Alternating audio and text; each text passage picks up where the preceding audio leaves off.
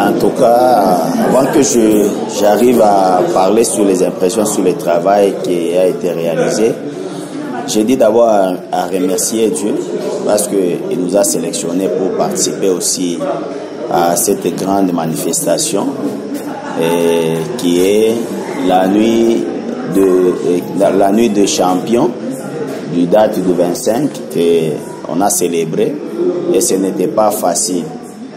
Et de 22h jusqu'à 6h passées, donc il faut être un véritable champion. Mais parfois la chair est faible, mais ce qui nous donne la force, c'est l'esprit. C'est l'esprit de Dieu qui était au milieu de nous, qui nous a au moins fait grâce jusqu'à ce petit matin et nous tenons. Et les impressions, en tout cas, c'est un travail encouragé, c'est un travail à faire au moins avancer vers l'avant, puisque c'est un travail déjà que Jésus lui-même a donné.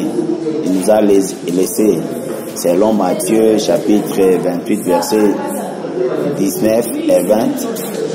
Là, on nous recommande d'aller faire de toutes les nations les disciples. Je vois que c'est ça même l'évangélisation. Et je vois que cette communauté est en train déjà d'œuvrer sur cela. En tout cas, le travail est bien fait parce que la répartition des tâches était quand même bien. Il y avait la partie de la prédication, il y avait la louange, la célébration, il y avait aussi la partie prophétique. En tout cas, tout était quand même bien organisé. En tout cas, c'est un travail encouragé. Ah oui, un véritable champion. Moi, je peux aller plus loin. Parce que d'abord, moi, j'ai toujours dit qu'il y a un champion, mais vous allez constater, même par la conception, vous êtes un champion. Parce qu'il y avait beaucoup de spermatozoïdes, parmi lesquels, mais tu étais le premier à sortir. C'est-à-dire tu as vaincu d'abord à qui tu étais avec eux dans la course. Et par la suite, vous êtes maintenant dans le monde des vivants. Et c'est une continuité de qui? D'être champion. Puisque notre Dieu qui nous a créé à son image, il est le premier champion. Il a vaincu les diables. Et c'est par maintenant cette victoire que maintenant nous aussi nous sommes des champions. C'est pourquoi on a une mission d'affecter ceux qui sont dans la faiblesse, de le faire voir qui ils sont et pour aussi devenir des véritables champions. Un véritable champion doit commencer par le mental, par l'esprit et dire que non, je suis un véritable champion. Même face à une tempête, même face à un problème, il se dit que non, je suis un champion, donc je suis appelé à vaincre. Et même quand vous lisez Romains, nous dit quoi? Donc nous sommes vainqueurs, nous sommes plus que vainqueurs par celui qui nous a aimés. C'est Jésus qui a vaincu le diable. Alors nous combattons, et non pas pour avoir la victoire, mais nous combattons déjà dans la victoire. Or, être dans la victoire, c'est déjà être champion. C'est-à-dire, nous sommes maintenant appelés à affecter les autres qui marchent dans l'inconscience, dans l'ignorance, et devenir aussi des véritables champions.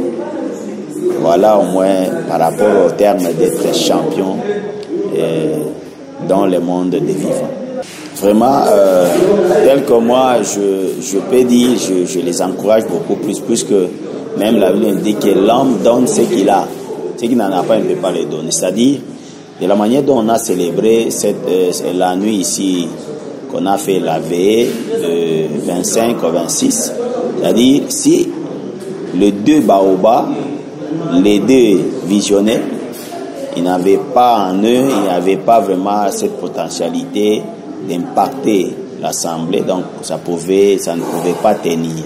Alors, moi je dois les encourager à chercher à entrer dans la profondeur de la parole et également et nous amener dans des révélations, puisque quand le peuple marche sans la révélation, c'est un peuple qui marche sans frein.